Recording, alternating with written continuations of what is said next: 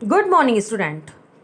Chapter number 23 Y democracy, इसको continue करते हुए हम आगे बढ़ते हैं। इसके पहले वाले वीडियो में हमने अमेरिकन रिवॉल्यूशन और फ्रेंच रिवॉल्यूशन देखा। अब हम यहाँ पर एक टॉपिक है practice of apartheid in south Africa. Means Africa में, साउथ अफ्रीका में रंग भेद की नीति, इसको हम पढ़ते हैं। मीन्स साउथ अफ्रीका एक कंट्री है जहाँ पर कि जातिगत भेद किया जाता था।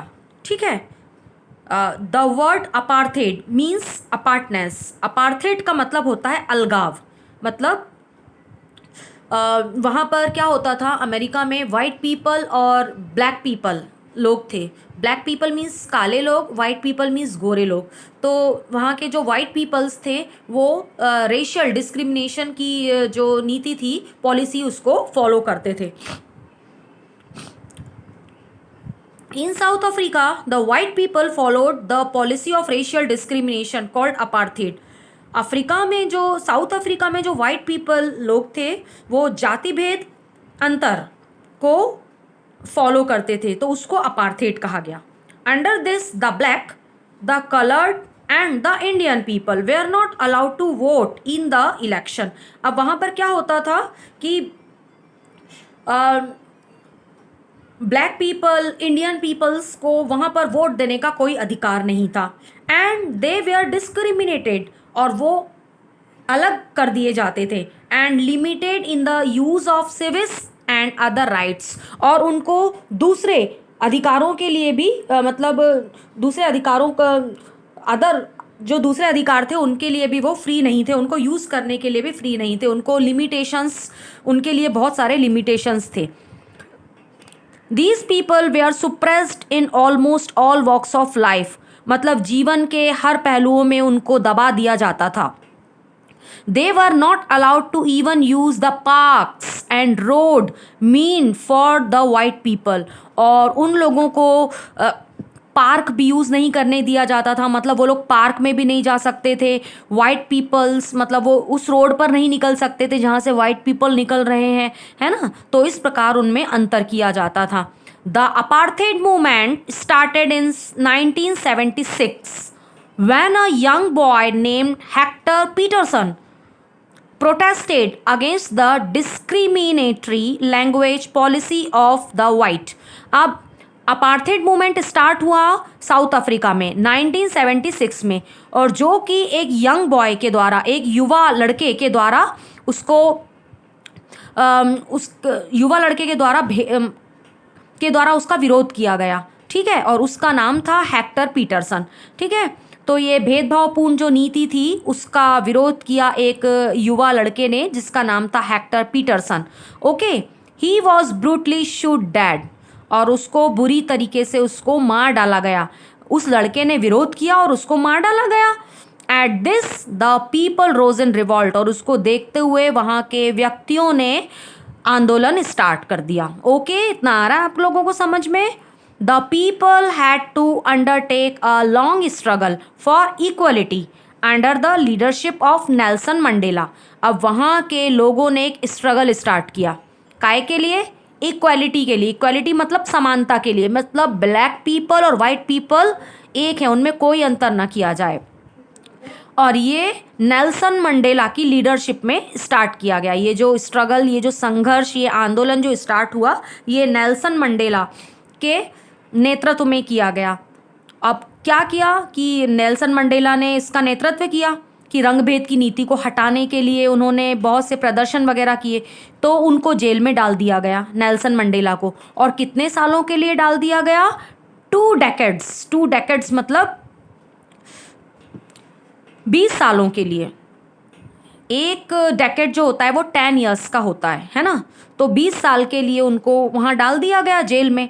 Finally 1994 the policy of apartheid was put to an end. तो और लगभग 20 सालों के बाद में उस रंगभेद की जो नीति थी उसका अंत हुआ। ओके।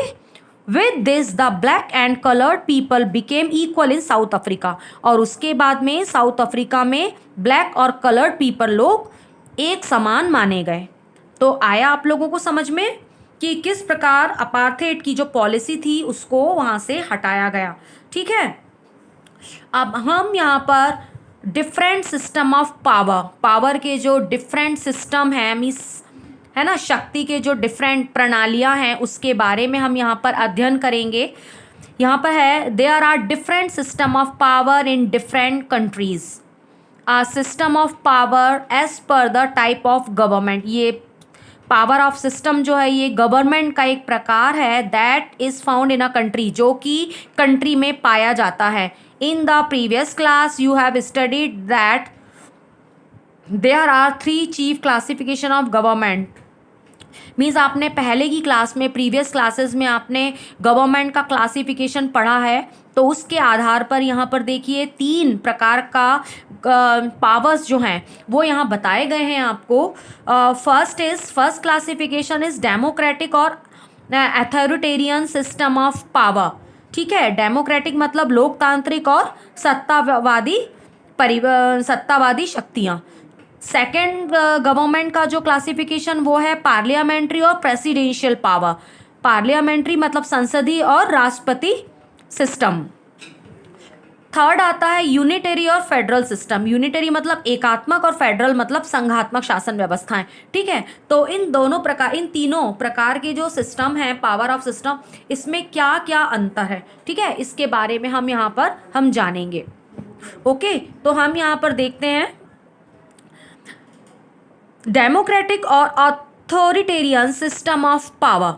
तो यहाँ पर let us study them briefly. अब हम यहाँ पर बहुत छोटे रूप में मैं आपको बता रही हूँ कि democratic system of power means लोकतांत्रिक सत्ता, और ऑथोरिटेरियन सिस्टम ऑफ पावर मतलब सत्तावादी व्यवस्था। अंडरस्टूड। अब इन देखते हैं दोनों में अंतर क्या है, बहुत शॉर्ट फॉर्म में मैं आपको बताऊंगी यहाँ पर। Democratic system of power is elected by the people for a fix term, that is the government can be change by the people in election. अब मैं आपको यहाँ पर बताती हूँ कि डेमोक्रेटिक प्रणाली जो है, लोकतांत्रिक व्यवस्था जो है, इसमें मैंने आपको बताया है कि जो कॉमन पीपल के द्वारा जो रिप्रेजेंटेटिव इलेक्ट किए जाते हैं वो फिक्स टाइम के लिए इलेक्ट किए जाते हैं। हमारे यहाँ हर 5 साल में सरकार चेंज होती है, तो हमारे यहाँ का जो रिप्रेजेंटेटिव रहता है वो 5 साल तक रहता है। ठीक है, that is the government can be change by the people in election. और हमारे यहाँ इलेक्शन के द्वारा जो गवर्नमेंट है वो चेंज हो जाती है, हर 5 साल में हमारी गवर्नमेंट चेंज हो जाती है। तो ये डेमोक्रेटिक सिस्टम होता है। ठीक है, फिर ऑथोरिटेरियन सिस्टम क्या होता है? In an authoritarian system of power the executive holds the power, मतलब जो कार्यपालिका रहती है उसके हाथों में पूरी शक्ति होती है और वो एक फोर्स के द्वारा होती है, and it can not be change by the people.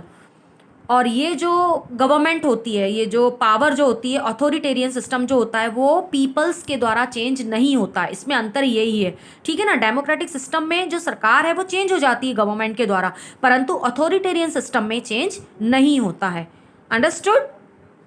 तो यहाँ ये एक मेन अंतर है, मेन डिफरेंस है। देखिए बच्चों, जो ये वीडियो आपको सेंड हो रहे हैं ये आपको सुनना और समझना बहुत ज़रूरी है।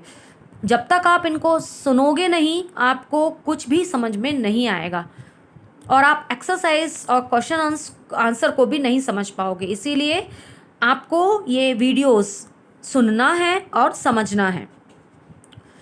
तो चलते हैं, हम नेक्स्ट सिस्टम की ओर बढ़ते हैं। नेक्स्ट सिस्टम है हमारा पार्लियामेंट्री और प्रेसिडेंशियल सिस्टम ऑफ पावर। यहाँ पर लास्ट क्लास में हम लोगों ने पढ़ा है कि there are 3 organs of the government. Government के 3 ऑर्गन्स हैं। ओके,